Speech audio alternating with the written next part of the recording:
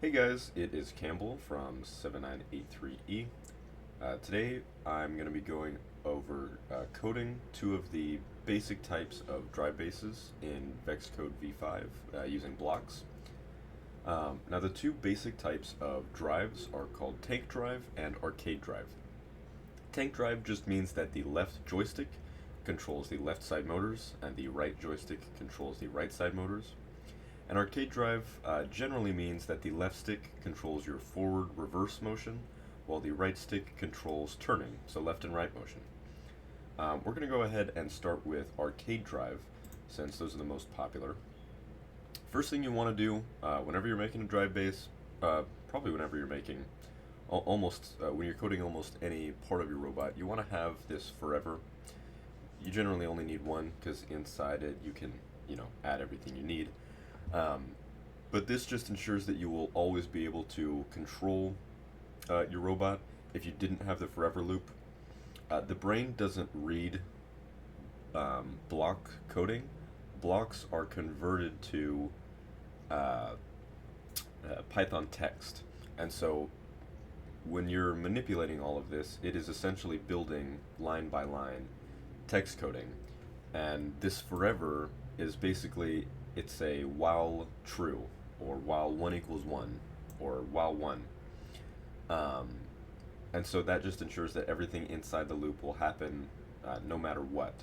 If you did not have that, it would read through all of your code to control the robot only one time, and that would happen, instantly like that. And then you wouldn't be able to control your robot because that loop has already happened, if that makes sense. So first, I'm going to go ahead and teach you the most incorrect and the wrong way to do this, just so that you never, ever do that. If you find yourself using this big if block when controlling your motors in blocks, you are doing something wrong. So it says if, else. You probably know that means whatever condition we put in here, if that's met, it's going to run what we put in this little slot here. Otherwise, if this condition is met, it's going to run. Otherwise, if neither conditions are met, it's going to run what's in here. So let's go to operators. What some people do, it's almost like a trap. Like your first time making a drive base, they'll fall into this trap, right? Where they will use this. They'll do this. They'll go up to sensing. They'll grab. Generally, people use axis 3, so that is the left joystick up and down. The vertical axis on the controller 3, and then they'll say if it's greater than 0, spin it forward, and then if it is less than 0, then it's going to spin in reverse. Whoops. Otherwise, it's going to stop. And that, okay, technically, does it work? Yes. Is it ugly and stupid and should you never do it? Also, yes. This is probably the most inefficient way anyone ever has and ever will design a drive base. That's not a challenge. Don't try and design a less efficient one. What you should instead do is make a more efficient one. So we're going to go ahead and scrap this whole block. Now, we're going to, like I said, we're going to start with arcade. And it is super simple. Making a drive base, so incredibly simple. I cannot even, like, under or overstate how simple it is, okay? So, all you do is, and for arcade drive, you're going to need this controller block right here. And I'll explain to you why in a second. Oops. Grab your controller, and remember it's going to be forward minus, I think it is 1. So this is the first block you're going to need. Or, I mean, I guess it could be right or whatever. This is what it should look like. So in an arcade drive, remember you are using your left stick to drive forward and reverse, and your right stick to control turning. So let's just ignore this section right for now. Let's ignore that.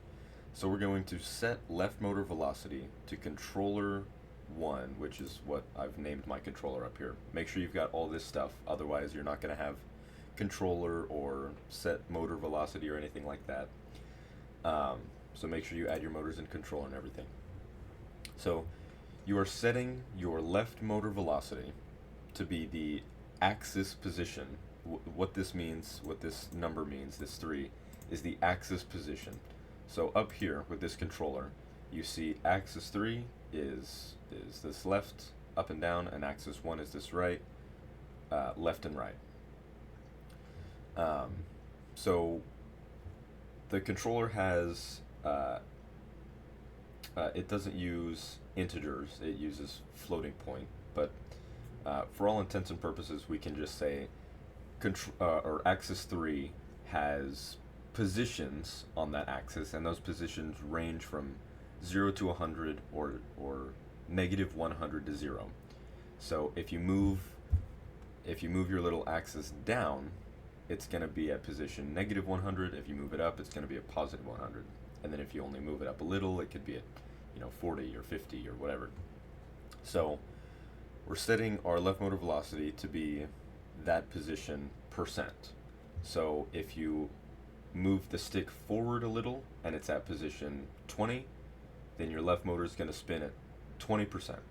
If you move it backward a little and it's at negative 30, then your motor is going to spin at negative 30%. And we'll kind of get to that in a second if that confuses you. But when we add this controller 1 or axis 1 position, and we're subtracting it. Wait, I'm sorry, we should be adding it. I apologize. We should be adding, let me grab that. Because when you are, we'll just think about this like we have been. If you move your axis 3 forward, right? Let's say that axis 3 is at 30, and then axis 1, let's say you move it to the left, so it's negative, and we'll say you move it to the left so that its position is negative 20. So 30 plus negative 20, that's going to give you 10, right? So this is like when you are moving, obviously if you move your right stick to the left, your intention is to turn left.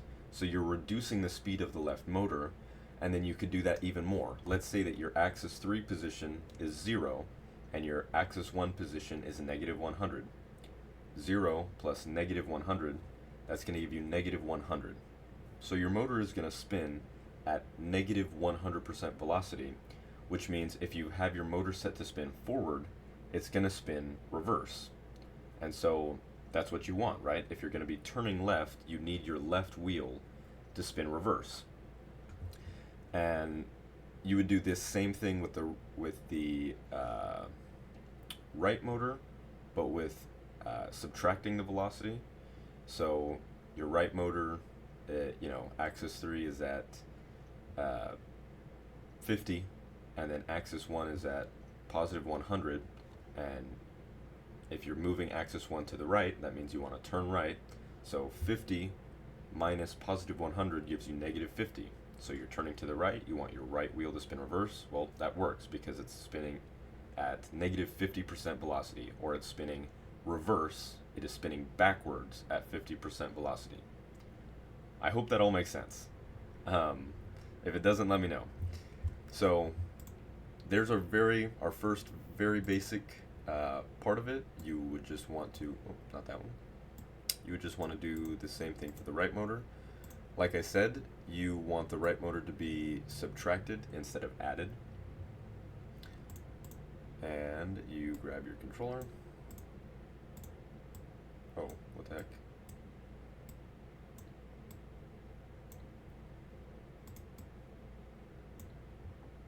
And to end it all off, you would just do spin left motor forward and then spin right motor forward.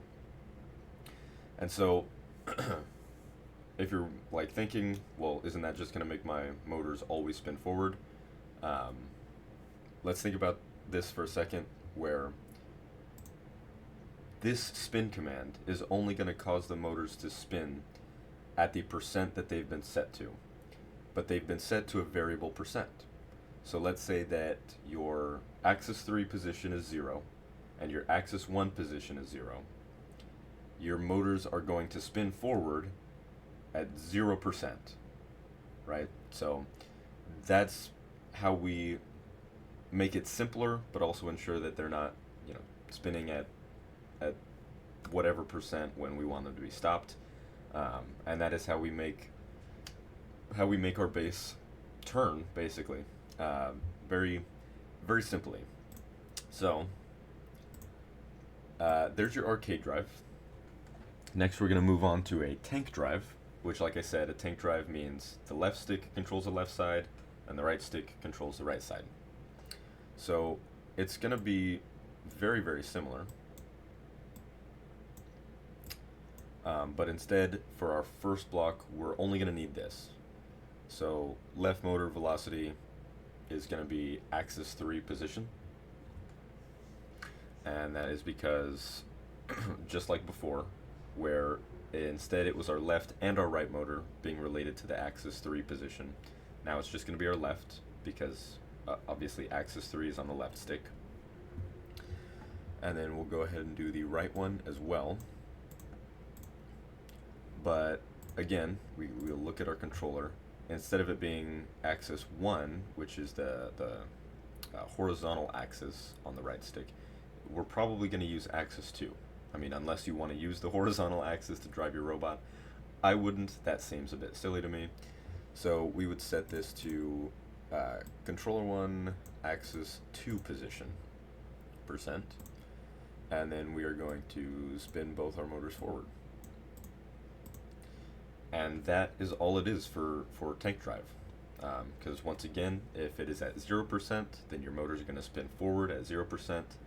If your axis 3 position is -20, your left motor is going to be at -20%. So it's going to spin forward at -20, or it's going to spin reverse at 20%. And so this obviously works a little bit different, because instead of moving your right stick to the left or to the right to turn your robot, you're instead, to turn left, moving your right stick forward and your left stick reverse, or to turn right, moving your left stick forward and your right stick reverse. So both of these are super easy to use. I don't recommend one over the other. It's really up to the preference of, if you have a main driver, or if your programmer drives, even better, right? But both of them are super simple. I hope that this was useful. Let me know if you want me to cover anything else. And yeah, thank you guys. Bye.